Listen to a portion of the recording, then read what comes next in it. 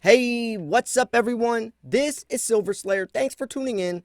Welcome. Today, we're going to be talking about my 2021 silver stacking strategy. We have a lot to talk about in this video because depending upon what happens, depending upon the different scenarios, is going to determine how I strategize. And I want to pose the question to you as well at the end of this video. After we go over all the different circumstances, the outcomes, I want you guys to let me know in the comments what your stacking strategy is as well. And if you stick around, your strategy might adjust during this video because I want you to reflect and apply what I'm talking about to your own stack. Answer some of these questions that I'm throwing out and really think about it because there is a lot of stuff happening. It's very easy to get distracted. It's very easy to get off track.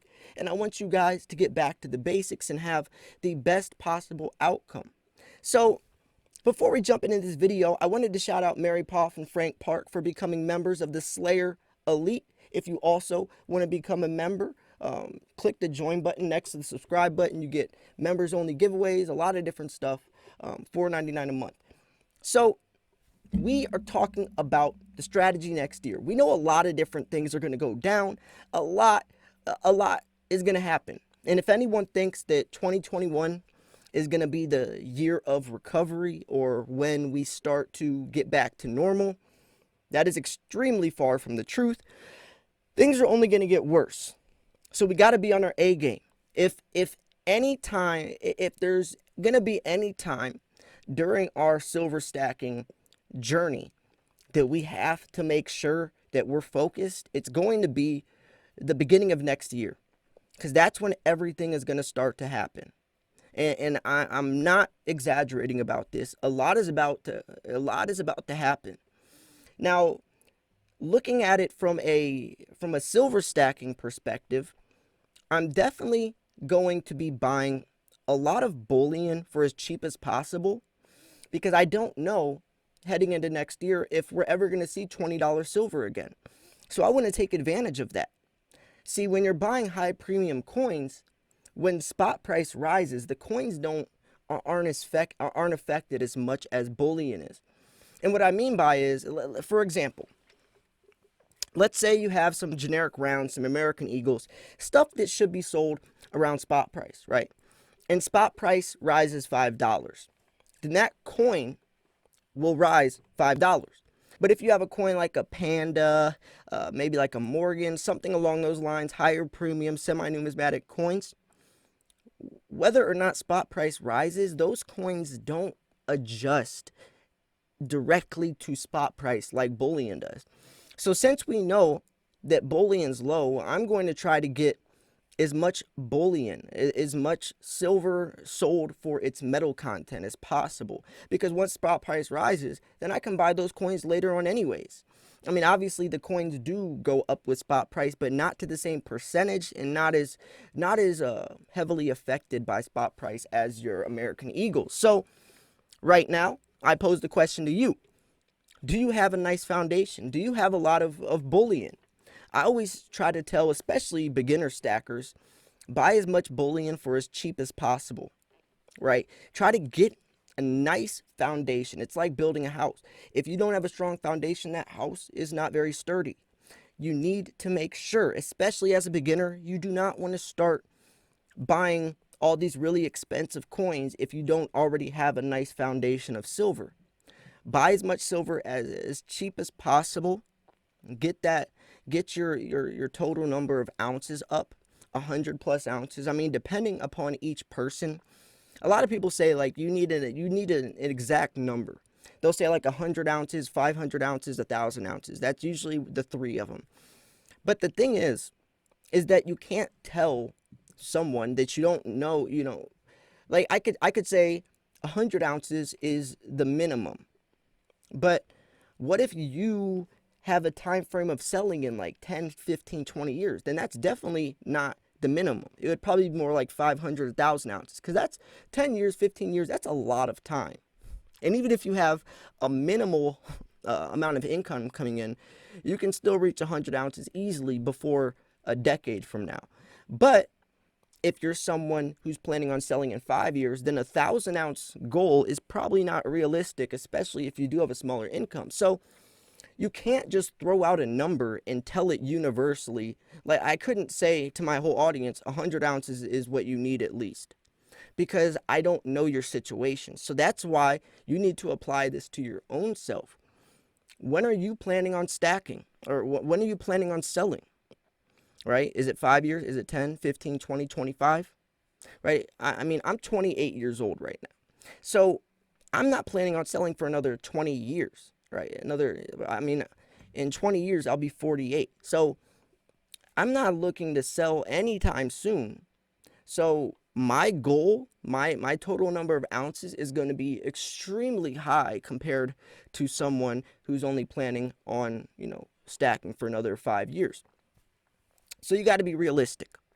Be realistic with yourself. Do you have a nice foundation? And if you do, then what are you going to branch out to? I try to say, I try to tell people this as well. There's right after you do get a foundation and you do start expanding outwards, make sure you understand the markets, because the markets for Morgans is a pretty tricky market. When you're buying Morgans on eBay, you could see Morgans on there for $25, and you'd think, oh, that's a great deal. I mean, it's a Morgan. They stopped making them in 1921. That's a great deal. But if you don't understand the market, if you don't know how to grade a coin with your eye, if you don't know, the different grades and what the price should be, then you're probably going to get ripped off, because a lot of people overprice Morgans on there. They don't give the correct grade. They'll say it's a much higher grade than it really is. And it's just it's a very sticky situation if you're not prone to knowing that market. So I always say understand the market, especially if you're buying from places that they can set their own price. If you're buying from like APMEX, JM Bullion, some of those places, they give a pretty accurate, fair price. Sometimes they will be inflated, but it's not to the degree where these people are just trying to downright rip you off. You got to be careful with that stuff, folks. I mean, I've definitely fallen in the loop of getting ripped off before. I bought a MS70 2013 Panda. I thought it was a perfect coin. The price was too good to be true. Well, I thought so, and it definitely was. And there was a milk spot on on the backside of the coin that he didn't show in the picture. So I might as well have busted that coin out of the slab and just sold it as silver. And that's the tricky thing. When you do get in these more expensive coins, you got to be careful. You really got to be careful, because when there's more money to be involved, more people are prone to fake it or to scam you, right? No one's really going to fake. I mean, you don't see as much fake eagles as you do fake pandas. And when it comes to gold, people are faking a lot more gold. Silver is gold and silver, already they're hard to fake, because silver is a dense metal. No other metal really has the same density, so it doesn't weigh the same. So if you have a 1 ounce coin and they're trying to use another metal or another alloy to fake that coin, if you get a scale, just get a normal scale, and you weigh that coin, right away you'll be able to tell if the coin is fake or not, because it should weigh 31 grams, which is a troy ounce. And this is the thing, people also will sell junk silver as an actual ounce, not a troy ounce. So they're ripping you off of those 3 extra grams. Be careful with that. That's a whole other video. I'll probably go into a video talking about fake silver and how to I guess, safely invest, because when there is a lot of new investors, people will take advantage left, right, and center of you. We're talking about money here, and investors, we're usually investing a lot of money. It's not like we're going to Walmart and buying, a $20 pair of shoes or whatever. This is real money. People are investing hundreds, if not thousands of dollars. So people target investors more than anything, because they know that we have the money. If we're investing, they know we have extra money to throw. Most people don't. Most people are living paycheck to paycheck, but they know if we have extra money to throw and we're trying to invest, then we most likely have more money than 99% of the rest of the population. I mean, think about it. 99% of the world doesn't own silver. We're the 1%ers. People will target us for that. And who are they going to target? The least experienced, which are beginners. So if you are a beginner stacker, be very careful. Only buy from places like Provident Metals, Atmex, JM Bullion, Modern Coin Mart, SD Bullion. All right, those are like the top 5. And I always talk about those top 5 because I want those companies to get implanted in your head to always buy from them, especially in the beginning. Especially in the beginning. When you're buying your bulk, the foundation I talked about is junk silver, or as much silver as for cheap as possible. You shouldn't be buying from anywhere besides those places. Nowhere else besides those places. I don't care how good that eBay deal sounds from some random stacker or some random company. Don't do it. Yes, you might pay a little bit more money buying from Atmex, but I promise you that will ensure that your silver's real, that the coins are exactly perfect if it's BU, which stands for Bullion Uncirculated. And if the coins aren't up to standard, if it gets lost in shipping, they will refund you your money, or they'll resend the silver until you're satisfied. eBay doesn't do that. No refund policy. You're screwed. You're SOL. You got to make sure you're taking necessary precautions. I've seen a lot of people lose a lot of money, especially beginners. Nowadays, I'm pretty certain that I'm never going to get scammed again because I know where to buy from. I know who to trust.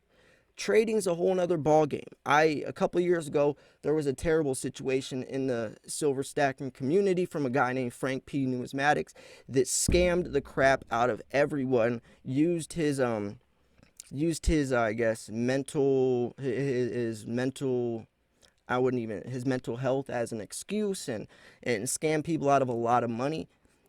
That was a terrible situation. I remember I had to make a couple videos warning people because this guy, but anyways, I don't want to, anyways, be careful, because just because someone stacks silver doesn't mean they have the right intent. There's a lot of ill-intended people, a lot of people just that aren't as friendly as you think. Most people in the silver stacking community are awesome. I think we have one of the best communities on YouTube, if not the best, right? All the giveaways we do, the amount of information we share with each other, right? It's like no other community on YouTube.